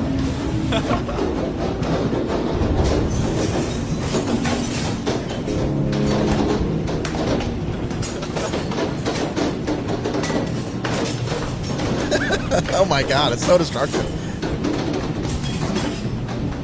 Watch the little soap bottle. I don't know why that got me. When Will said you got to risk your family to get a good pump in, I don't know why that killed me so much. Hey, man. Hey, nothing can slow the swole. Don't skip leg day. That's all I'm saying. But yeah, so that was my hail. And I've been in a couple hailstorms like that, by the way. You couldn't pay me to live in Nebraska. Oklahoma, Nebraska. We were traveling and somewhere in Massachusetts, like close to Boston, but in the outskirts, and we got hit with like a monsoon. Like it was just rain was just coming down hard, like just real heavy. You couldn't see it. We had to pull over. It was so bad. And we had to pull over for like 20 minutes until the rain lightened up a little bit. It was like, it was just like just pouring down. It was crazy. I haven't had a rainstorm like that in Cali. And you know what I like to think? I like to think we were in the what's the spooky place in Massachusetts where all Salem? No. The triangle. Some triangle. Salem's in Missouri. No, there's a Salem. No, Salem, Massachusetts. That's where the witch trials took place. Salem in Oregon. Yeah. Oh yeah. I'm stupid. I like to think we were in the Bridgewater Triangle. I've never heard of the Bridgewater Triangle. Okay. Maybe that's something to bring up next episode. Oh, last podcast has talked about it. You know, I think we should do a song. It's supposed to be like this area in Massachusetts where a bunch of spooky stuff happens. There's Native Americans were slaughtered fighting colonists. There's just a bunch of UAP activity and like cryptids and like disappearances and just weird stuff happens there. Well, maybe we'll talk about it. I mean, yeah, bring some up. Not to give them free advertising, but they are pretty awesome. Last podcast talked about the Bridgewater Triangle. It's a super entertaining episode. Maybe we'll talk a little bit about it next episode. We don't necessarily have to have it. The crossover doesn't matter. If we find it interesting, we'll talk about it. What's our time? We are 1 hour 25. Wow, nice. we're burning. I'm burning. Are you sure I'm burning for Fatal Lunch podcast. Are you sure alien mantids fit in this? I mean, we could do it if you want. Yes, we should do one art. Hillary Clinton is one of them. Okay. All right. We'll do this art. Please, can you skim and scan this one? Okay, so this. Oh, we're back. We're back. Welcome back, everybody. We took a short little break, you know. So this is from Gaia.com, and that's how you know it's a scholarly source. And this is by Christine April with an E on the end of it. Okay. So, praying mantis aliens, the mysterious insectoid extraterrestrial race. Do you know anything about the praying mantis aliens, Goose? I do. Or super producer? You know I don't go into aliens. Other than some of our leaders and politicians are them in disguise. The mantids. Watch They Live if you want like a documentary about that. Okay, mantis aliens, also known as praying mantis aliens, are perhaps the most mysterious extraterrestrial creatures. I think the Greys are pretty mysterious too. These beings appear within many alien contact scenarios, with contactees reporting the presence of these entities looming over their beds as they walk in the dead of night. We're not going to like reduce this to just say it's sleep paralysis. Okay. While the mantis is not as widely reported as the Grey or Nordic aliens, it still holds an important role within many extraterrestrial contact scenarios. Some researchers have considered mantids as possible examples of an early form of intelligent life from planet Earth itself, but this is only one theory of the origin of these strange creatures. Insect beings appear within mythologies throughout the world, including Native American and African folklore. The Kosian tribe of Africa specifically regards the mantis as the first living creatures on the earth, who granted life to animals and humans, inventing language and bringing fire to the people. Oh, so there you go. They're the who's the Greek god who's punished for giving humanity? Prometheus. There you go. I'm glad you're on it. It is even said that the mantis created the moon as a guide for hunters by throwing a gallbladder into the sky. Nice. Okay, nice. That's hard to do. Insects embody a quality of otherness. I agree with that. In their demeanor and appearance, and this lack of mammalian attributes tends to alienate and upset human beings. Is this the uncanny valley thing, or is this something just... Yeah, probably. We're scared of things that look weird. Leading to the death of many insects. While the mantis is easily the most human-like arthropod, there exists a deeply rooted fear of pulled some images of mantis aliens of otherness that is generated. Cool. Okay. Yeah, let's give the audience a visual of what our overlords look like. Just put up Hillary Clinton when a person encounters such creatures. I won't make that joke anymore. That's probably the third time I made that joke, folks. I'll stop. Oh, whoops. Could this human reaction explain the common experience of paralysis that mantis beings induce when contacting Earthlings? The possibility of paralysis as a precautionary measure against the overwhelming human urge to destroy the other, in quotes, cannot be discounted. Okay, here's the origin. Okay. The origin of mantis aliens are shrouded in mystery, with some theories suggesting they hail from the Draco system. I don't know where the Draco system is, but Goose will put that in post right here. And Palette will pull it up on the screen. Yep, okay. Draco system. According to these beliefs, mantis aliens work in close conjunction with the reptilians, another well-known alien species. And they're in the Turok video games, though that's what I'll tell you about the reptilian aliens. This collaboration is thought to be they inspired the enemies of the Turok video games, I should say. That's the wrong Draco systems. Just put in Draco system. It's a location in space. This collaboration is thought to be part of a broader cosmic agenda involving advanced technology and interstellar influence. While concrete evidence remains elusive, that's not good. These ideas contribute to the intriguing and complex narrative surrounding mantis aliens and their place in the broader extraterrestrial landscape. Okay, so now we're going to go into characteristics. Mantis aliens are distinguished by their unique physical and behavioral characteristics, setting them apart from other ancient aliens. Their insectoid features and advanced cognitive abilities offer a fascinating glimpse into the diversity of life forms that may exist beyond Earth. By far the most striking aspect of the mantis alien is its physical kinship with the praying mantis, the carnivorous and bipedal insect of its namesake. Put in insectoid. Put insectoid aliens. Many report these beings as being 6 to 7 feet tall, with long, thin torsos. Their necks, arms, and hands have additional joints. Their heads are insect-like and triangular, with large slanted eyes of deep brown to black. Okay, most mantids are described as dark brown, but other colors include green and black have also been encountered. Their bodies are composed of a segmented exoskeleton, and some contactees have reported that the mantis seems to be coated in an oily substance. Mantises are often encountered wearing long robes in a variety of colors, perhaps signifying rank, while some are unclothed. Okay. We got to get a mantis robe for the show. That'd be sick. I'm down. Although the mantis tend to communicate with human contactees using telepathic messages, they have been witnessed engaging one another using auditory language.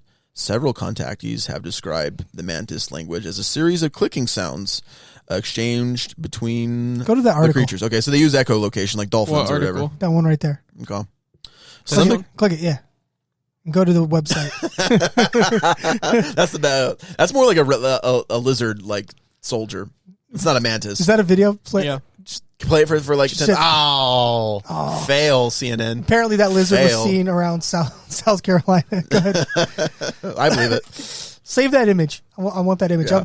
I want to put that image into Chat GPT, and I want to have him on the banana car with monkey. Yeah, dude. There's a famous like battle in the old Star Trek episodes where Captain Kirk fights like a giant like lizard. Oh yeah. Like we gotta like make like a show art of like monkey fighting like a lizard. Like that'd be good.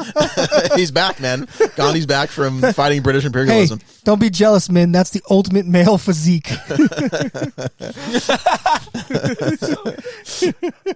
Some experiences state that the mantids are also shapeshifters and use advanced technologies to create a field around their Wait, I bodies already saved it. to make them appear human.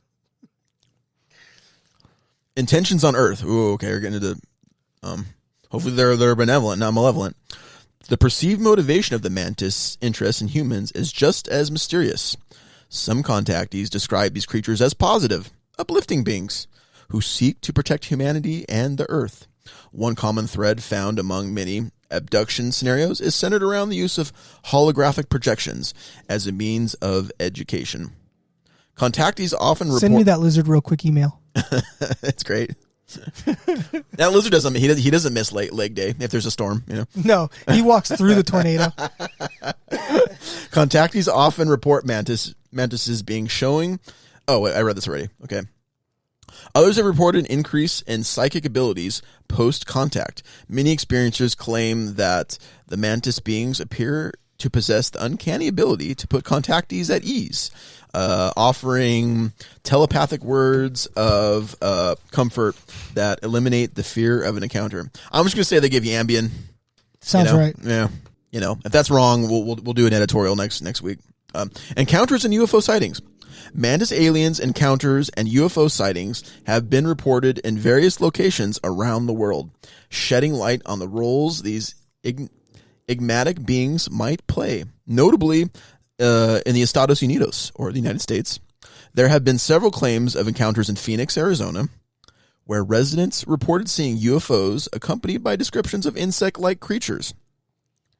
Similarly, in rural areas of the UK, witnesses have described interactions with mantis-like beings during an unusual aerial phenomena, or UAP. During these abductions, mantis aliens are often described as overseers or leaders, appearing to hold positions of power. They are typically accompanied by smaller gray aliens, who seem to perform tasks under the mantis's directions. I haven't heard that before. Okay, so you learned something. I learned something. These smaller grays are assumed to function as drones, controlled by a hive mind and utilized by various alien races. Yeah, supposedly they're like one-off made semi-biological beings. Like the actual aliens look more like these guys or Nordics, and then they just kind of assemble grays. The aliens from Independence Day look a little bit mantis-y. They do? Yeah. They definitely do. The nature of these aliens... Ooh, Obama. he's a reptilian. Obama's a reptilian. We all know that, right? I like the Bush one below it too. It's pretty good. Oh, sorry, show the Bush one. Yeah. Oh, heck yeah. No reptilian left behind.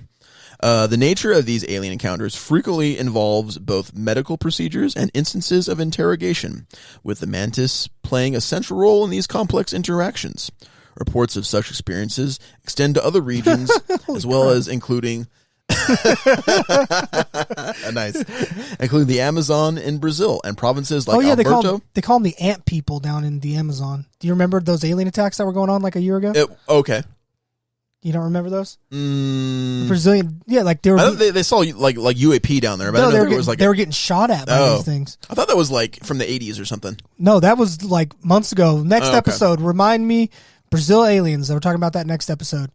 Also, I opened up a random note because I wanted to write down, and it said, "Tug of war shouldn't be called tug of war, but a war of tugs." That's how my brain works. These are the notes I take. And British Columbia and Canada, where witnesses have similarly described mysterious UFO sightings and encounters with beings of insectoid appearance. Okay, last 3 paragraphs, then that's the end of the article. Human DNA harvesting. Uh-oh. However, some return...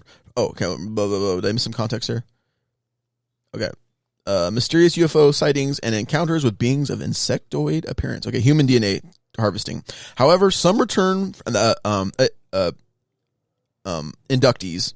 abductees. However, some return from their experiences with the mantis with a darker perspective, suggesting that the mantises may wish to conquer and control Earth rather than aid in human ascension. There are beliefs that the mantis hybridization program is currently underway using human DNA to create new species. So why are the aliens trying to do with us what we're doing with like woolly mammoths and like dodos and like dire wolves and stuff? You know, why are we going to mix DNA? I can give you 2 quick explanations for it. One, that the beings that are in our sky, they're sort of hybrids of what their original beings were, but they're running out of DNA. So they steal ours, especially bovine DNA, to what is going on screen? To help keep them alive. 2, they're trying to hybridize with humans so they can assimilate into our society. Okay.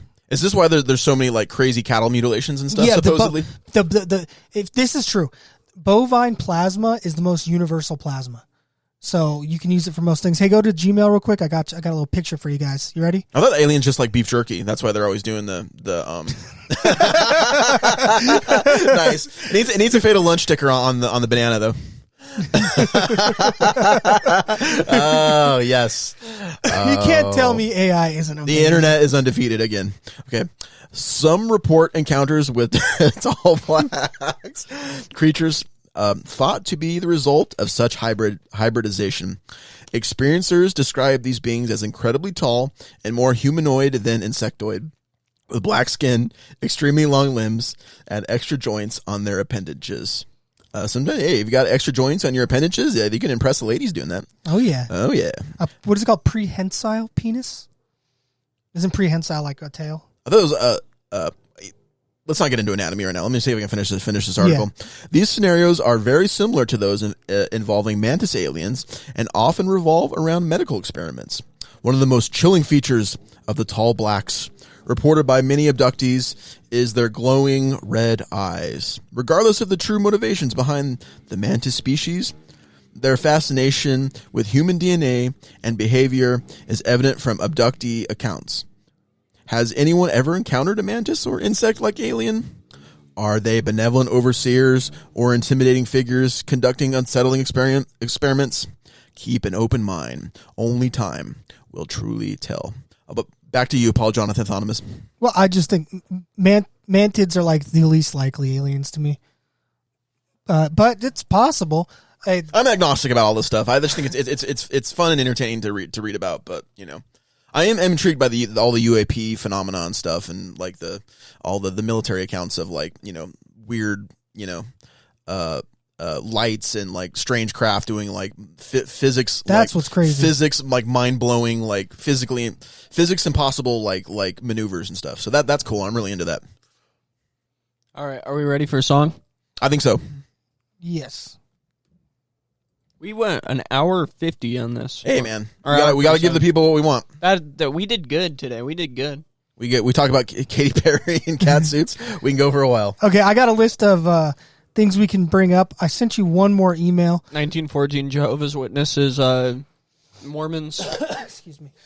Sorry, if I looked a little distracted there, guys, I was listening. I was just making the hilarious banana reptilian monkey car. That's got to be the next bump. That's got to be like our new logo.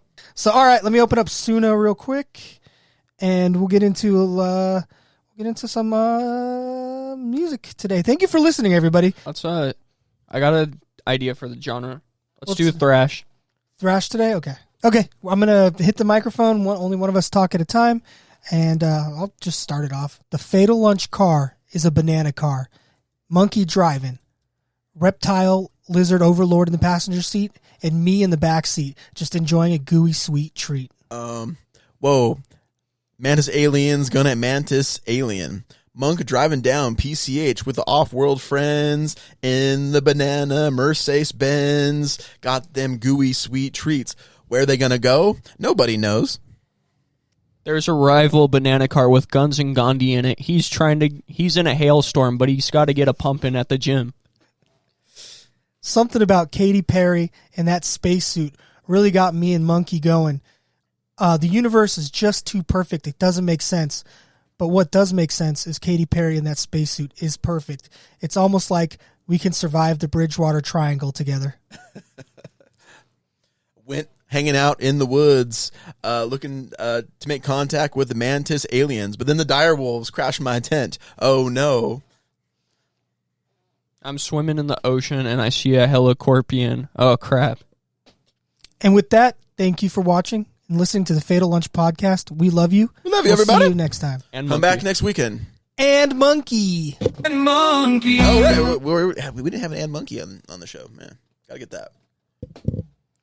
All right, let me cook this up, see what it calls it. I didn't write a title, so we'll see what it calls it. We'll call it Katy Mantis Perry. Make out party in space with Katy Perry and Mantis aliens. I think this is like our next 2.5. Oh, yeah? Could almost break it down into 2. No, because our 2.5 is like our perfect episode. This is like almost like that. Don't jinx it, boys. We'll just keep coming in with this energy each week. That's all it takes. All right, if we're going to get into the first one, it's called Katy Marries Perry. Oh, gosh. Let's look at, before he plays, let's look at the art. Oh, yeah, let's show the avant-garde like art for the album cover. We got the literally could not be better art. It's literally a lizard in a banana car on Mars. Let me download this. You want to take a look at it, Palette? Yeah, show it to the, we got to put that up for the people to see. Well, you know what? I'm actually going to download this. Dude, this has been a good episode, man. Wow. This has been a good episode. There's going to be a little cut. I'm going to save us some time. I'm going to email you this image. Pull it up while the song plays. Or no, I'll just add it in post. I emailed it to myself. It's in post. You ready? Katy Marries Perry. All right, here we go. First song. Here we go. We're back.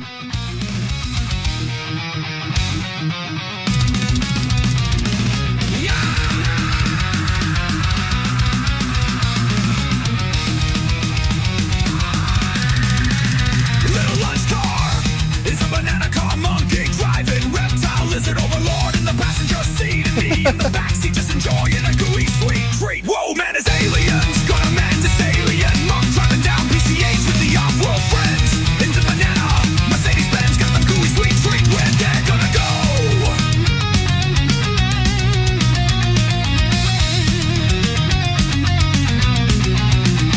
Nobody knows there's a rival banana car with guns and Gandhi in it. Hey, he's trying to. He's in a hailstorm, but he's gotta get up. We've got Metallica at home. That's what this sounds like. Something about Katy Perry and that spacesuit really got me and Monkey going. The universe is just too perfect. It doesn't make sense. But what does make sense is Katy Perry in that space is perfect.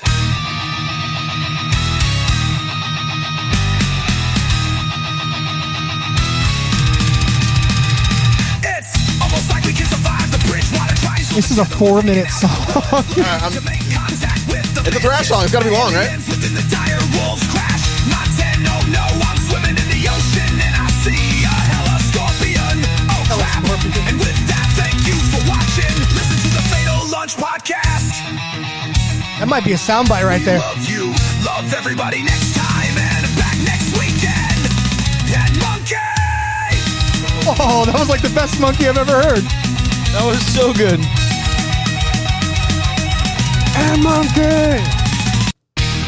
Oh, it's not a 4-minute song. It's one song played twice. All right, next song. All right, this is song number 2. With this, we're going to fade out. And again, we love you. Subscribe. And Thrash Metal was kind of fun. It was like discount Metallica. And Monkey. And Monkey. We're all about discount metal on the show. All right, guys. We love you. All right. Come back next weekend. It's like some children of...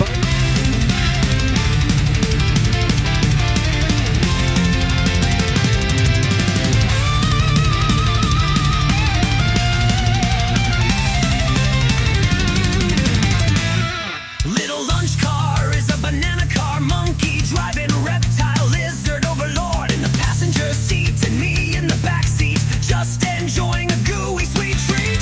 Whoa, man is aliens, gonna mantis alien, monk driving down PCH with the off-world friends and the banana Mercedes Benz. Got them gooey sweet treats, where they gonna go? Nobody knows there's a rival. Banana car with guns and Gandhi in it. He's in a hailstorm, but he's gotta get a pumping at the gym. Something about Katy Perry in that spacesuit really got me and Monkey going. The universe is just too perfect. It doesn't make sense, but what does make sense is Katy Perry in that space is perfect. It's almost like we can survive the Bridgewater Triangle together, with hanging out in the woods, looking to make contact with the Mantis aliens. Within the dire wolves, crash my tent, oh no. I'm swimming in the ocean, and I see a hella scorpion, oh crap. And with that, thank you for watching. Listen to the Fatal Lunch Podcast.